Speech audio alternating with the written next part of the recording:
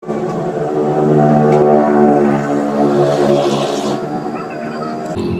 mga kasari! Welcome back to my YouTube channel. Today is Monday, so meron na po tayong mga ahente na dumating ngayon. Bali, dumating na po yung ahente ko ng mantika, ahente ko ng alak, ng Red Horse, at yung ahente ko po ng gin, dumating na din po. So, yan po yung mga uunahin po natin ngayon. I-haul sa inyo and pricing. Share ko na din sa inyo yung mga puhunan sa aking ahente. And at the same time guys, may isang delivery pa tayo na inaantay, yung order po natin sa Pure Gold. So, sana guys, maaga-aga silang dumating ngayon. Kasi kagabi, inaantay ko sila kasi nag-inform sa akin yung taga Pure Gold, nag-chat na kahapon daw madi-deliver pero gabi na magsasara na ako. Magsasara na ako't lahat, hindi pa dumadating. So, nag-ano ko sa kanila, nag-chat ako na bukas na lang or ngayon na lang i-deliver. So, siguro talaga ngayon yun. And, ayun guys, mag-start na tayo. I-share ko muna sa inyo yung kaunting kinuha ko. Bali, ang kauna-unahan na dumating guys, yung ahente ko po ng Red Horse. Pero mamaya ko na po yun ipapakita sa inyo kasi yung pinto dito is nakasara kasi yung mga tuta kawala sa labas. Yung mga tuta, magpapasukan yan dito. Dito yan magpupoops. Kaya mamaya ko na lang papakita sa inyo yung Red Horse dito sa labas. So, ang ipapakita ko muna sa inyo or ang i-haul ko sa inyo yung asukal, mantika, harina, tsaka crinkles. Yun lang po. Hindi ako kumuha ng gamis dun sa ahente ko ng mantika. So, by the way, asan na ba yung aking resibo? Hanapin ko muna mga kasari yung resibo. Ayan guys, so hindi ko makita yung resibo natin sa ahente, yung kinuha natin. So alam ko naman yung presyo at tinotal ko naman guys, nagtali naman dun sa pinagbayaran ko. So unahin natin mga kasari is itong asukal. So kumuha po ako ng 2 kilo, bali pandagdag lang dito natin para hindi tayo maubusan. Ito ay tagwa 1/4 na wash. So ang kuha ko po per kilo is 73 pesos. So nagpalagay ako, divide natin sa 4. Bali, 18.25 guys ang puhunan ng asukal. So, 24 ko siya ibinebenta. So, meron tayong 5.75 na tubo sa asukal, kada 1/4. So, next item guys is harina. Dahil yung harina natin dito mga kasari ay 3 balot na lang na tagli 5 piso. Kaya kumuha ko ng 2 kilo. So, ang puhunan ng harina per kilo is 45 pesos. So, itong 2 kilong ito is 90 pesos. Bali, re-repack natin siya. Siguro tutubo ako dito ng mga 30 or 35 pesos kada kilo. Yun lang guys yung tutubuin ko. Actually, kapag nagre-repack ako, sa asin ako talaga tumutubo guys ng sobrang laki. Tapos, next item is itong crinkles. May bumibili sa akin kasi nito guys ng isang ganito, yung wala pang bawas. Mabilis sa akin ng crinkles kasi sarap na sarap yung aking mga customer. Kaya 3 yung aking kinuha. Bali, ang pinagbayaran ko dito is 150. So, 50 pesos per tab yung puhunan nito. At ang laman po niya, kada isang tab ay 60 pieces po. So, meron tayong 10 piso na tubo kada tab. So, dito sa 3, meron po tayong 30 pesos. And last mga kasari, dun sa ahente natin ng mantika, syempre kumuha tayo ng mantika. Wala kasing pangalan guys yung ano nila, yung shop nila. So eto guys yung mantika, kahit mabigat, binuhat ko pa talaga para maipakita sa inyo. Ang puhunan po nito ay 320 ang kada isang dosena.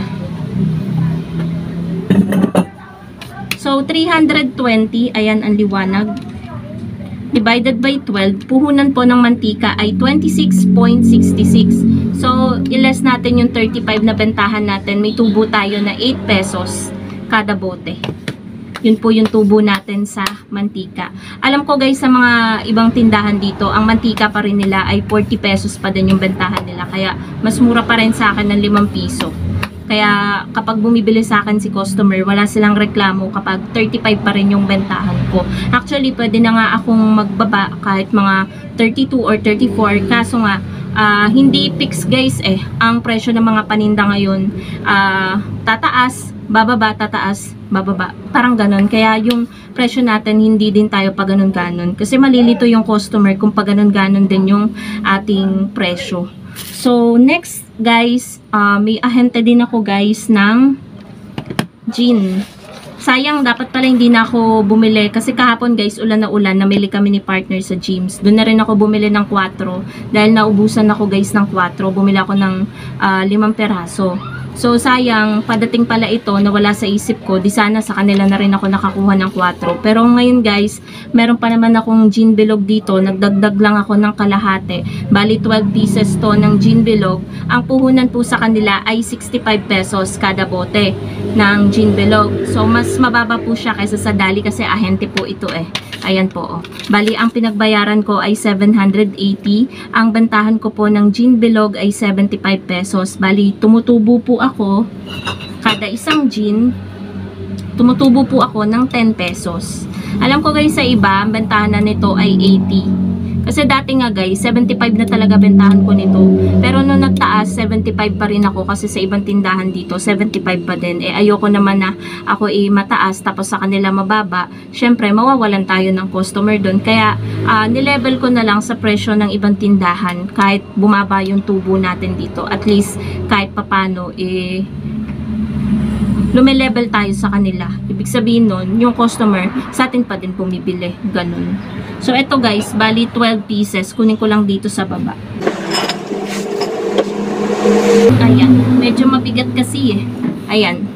Ayan, kalahati. Balihin natin nila sa gitna. So, ngayon, ang ipapakita ko naman sa inyo mga kasari is yung kinuha ko naman sa ahente ko na taga Mendez, yung sa ahente ko ng Red Horse. Bali yung total ng aking pinagbayaran ay 3,798. Ayan po siya. Bali dun sa mga case ko, sa dalawang case, wala talagang kalaman-laman ni isang bote. Kaya nag-deposit ako dun sa 12 bote na malalaki. Tapos dun sa isang case ng Red Horse na maliit na aking kinuha, kulang ako ng isa kaya nag-deposit din ako dun. So, puntahan na natin dun guys sa likod. So, eto guys yung Red Horse na kinuha ko kanina sa ating ahente. Bali, 6 na case po ito. Isang case ng 500 ml dahil medyo tumumal yan. Kaya mas marami itong litro. Mas mabili ito guys ngayon. Ito talaga yung naubos the whole week. So, pansin nyo, weekly tayo ngayon nag-order kasi medyo malakas talaga at talagang yung mga construction worker laging nagiinom dito sa labas sa may tindahan. So, yung puhunan natin guys sa Red Horse na malaki ay 626 ang isang case, 640 naman itong 500 ml. Kaya ang total guys, kasama na yung deposito sa mga bote ay 3,798. 125 ang bentahan ko nitong malaki at itong maliit ay 65 pesos. So ang inaantay ko na lang talaga mga kasari is yung delivery natin from Pure Gold na hanggang ngayon ay hindi pa po dumadating. One eternity later. So, eto na guys yung delivery natin from Pure Gold. Naka 1,506 tayo. So, ayaw mag-focus ng resibo natin. Ayan. 1,500 lang dahil ito lang naman yung hindi natin mabibili sa iba na sa Pure Gold lang natin matatagpuan. So, merong mga items dito guys. Parang hindi kompleto yung na-deliver sa akin eh. And then may mali din. Ang order ko nito is yung hindi ganito. Mali yung binigay sa akin. So, hindi ko alam kung mabebenta ko ba to. Basta mali yung binigay sa akin. Kaya ayokong nag-order nitong Zim sponge na to eh. Gusto ko ako mismo yung nadampot kasi mali talaga yung inilalagay nila. So, meron tayong pineapple juice na tang, Oreo, condiments, Milo, Mang Tomas, Alaska Evap na maliit, Argentina giniling na maliit, Century na maliit, Cal cheese, Argentina corned beef, ayan.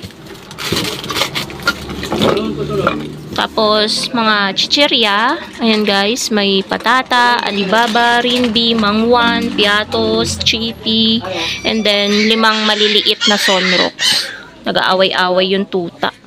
So, yun lang naman mga kasari ang ating vlog for today. Yan yung mga deliveries na dumating. Thank you so much for watching guys.